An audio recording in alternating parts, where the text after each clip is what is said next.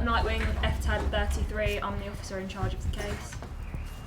Intelligence states that he's in possession of knives and is an attempt to commit armed robberies. Also, that in his possession of weapons due to the fact he is a drug dealer.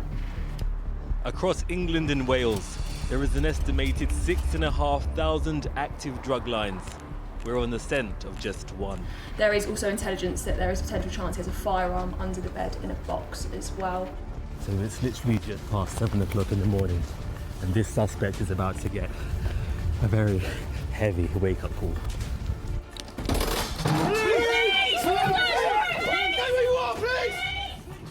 But in looking for the suspect, accused of running a drug line, officers find his mother.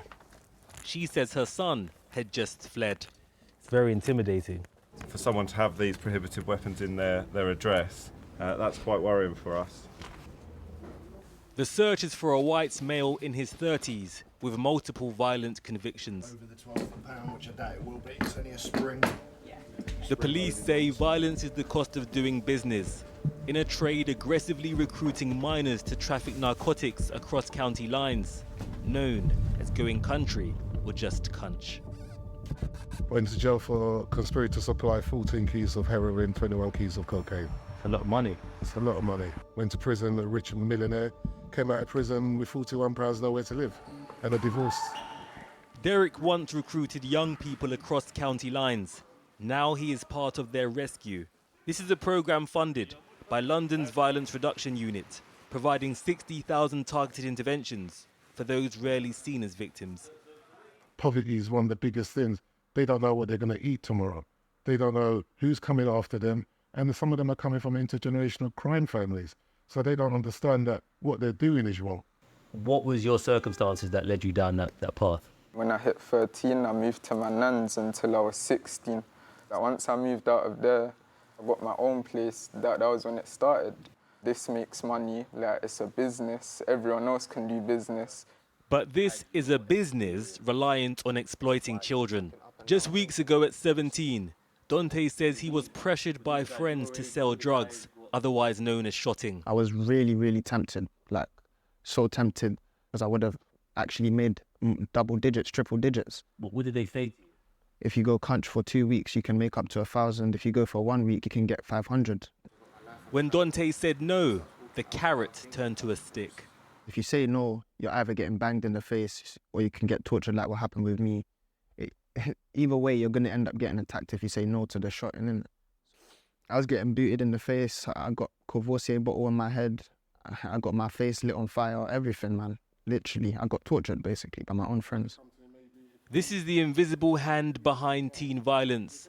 Analysis by the Met, shared with Channel 4 News, claims that 80% of county lines offenders have priors for violent offences. Good morning, everyone. This is a warrant to target the Ghost Class A drugs line. Detective Superintendent Dan Mitchell leads the national fight. Okay, I think that's it, everybody. Good luck, everyone. Stay safe. Let's get him. So today the focus of this operation is someone who's believed to be at the top of a drug line.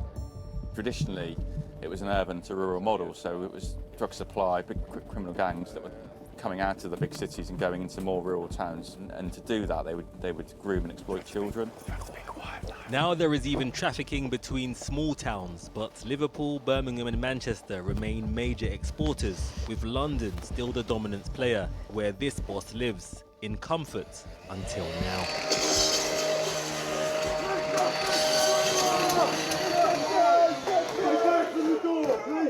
Stay back from the door! This suburb is a long way from where those at the bottom of drug lines live. Houses on this road sell for over £1 million. The suspect was out of prison on licence and is now heading back with new charges. Today's gone really well. We've got the evidence already. He will go to prison. Happy? All good, thank you. The drug trade is known colloquially as the roads, where teens at the bottom of the food chain are enticed by grown men. So back in the day when I was doing what I was doing, one of the key elements we look for, one, a young person that's coming from a socially deprived household. Two, a young person that lacked confidence. 3, a young person was looking for an older brother or somebody that was a male figure that was going to be in their life. So I became that. I became the brother. I became the best friend. I became the person you can rely on. You can phone me 24/7. And do you, hearing their stories and knowing that you were once the elder, do you feel guilty? Of course, and that's why I was able to turn around, come out of prison, change my life around and set up a charity to give back to the community, because I'm part to blame. My family has never had much money. We're still in debt with a lot of things. I'm still in debt to the gang. It's just, we've had to move out the ends because of it. How much do you owe the gang? £200. To many people, that's not a lot of money. Yeah, I know, but it's not even a thing of it being a lot of money. They're still planning to attack me because of it and all sorts.